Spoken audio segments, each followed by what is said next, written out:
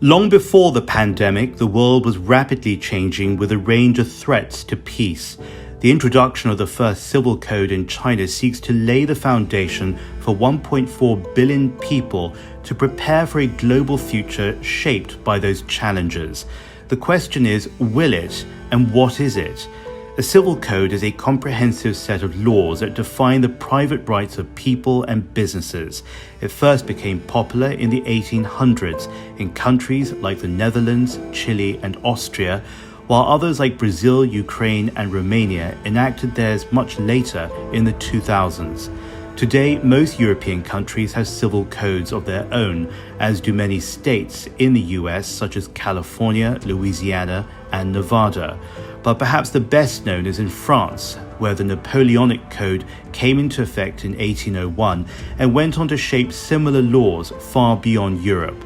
China's civil code was approved last month and goes into effect on January 1st, 2021.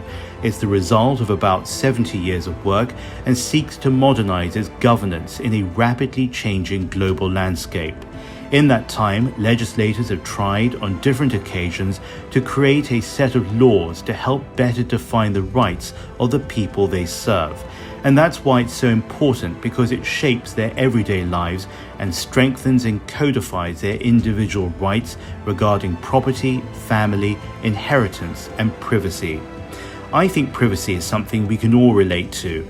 The Civil Code establishes the right to privacy and the protection of personal data. Data collection and data disclosure will no longer be allowed without consent. This is particularly relevant today given the push to legitimize the fast-growing internet sector in China. The same can be said for many other established and emerging economies that struggle to keep pace in a world where the traditional concept of borders have been removed. And it's not just about data, but how that data is being used and how it exposes us to cybercrime and other vulnerabilities.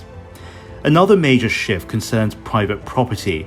The Civil Code finally offers a pathway to improved land rights for people living in China, where land is ultimately owned by the state and limited to a 70-year lease.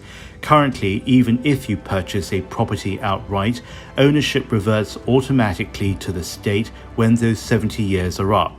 But once the code comes into law next year, those land rights will be extendable, though critically, we still don't know whether a new lease will incur more financial burden for existing owners. But it opens the way for families who want to plan ahead and pass down property assets to their son or daughter, many of whom grew up as an only child. It's also a major step in a country where most people purchase their homes and in a culture that leans towards owning rather than renting. But if you do rent your home, here's an experience familiar to many of us: renting an apartment or house and having your contract cut short by the landlord. That happened to me when I lived in Beijing, and that's happened to many others who've had to move out early, usually because the landlord asked for a much higher rent mid-contract. Soon that will be illegal. Tenants are protected to stay until the agreed date. And it's going to be critical for those with limited financial options, including the retired or out of work. There are other changes ahead. The Civil Code puts in place a mandatory 30-day window for couples applying for an uncontested divorce to reassess their decision. In theory, it sounds practical as it provides a few extra weeks to make an important life decision. But many people are unhappy with this change. Divorce, they say, is a personal choice, with worries that the 30-day window could potentially endanger victims of domestic violence. That said, other areas of the Civil Code will make it easier to take legal action against sexual harassment with extra provisions for legal minors. The Civil Code comes into effect on the first day of 2021, so there's still half a year to ease through that transition. For the economy, the Civil Code could help stave off a slowdown that follows 4 decades of growth in China, but now a global pandemic that will hit it hard. The Civil Code addresses a number of concerns that have been raised among business owners in China and could help raise confidence at this critical point. In strengthening the rights of the private sector, it also takes pressure off state-driven growth alone. Only time can really tell how effective this civil code will be and whether it delivers on the promises it makes, but decades of trying have now come to a new stage to hopefully provide the legal protections that many people need.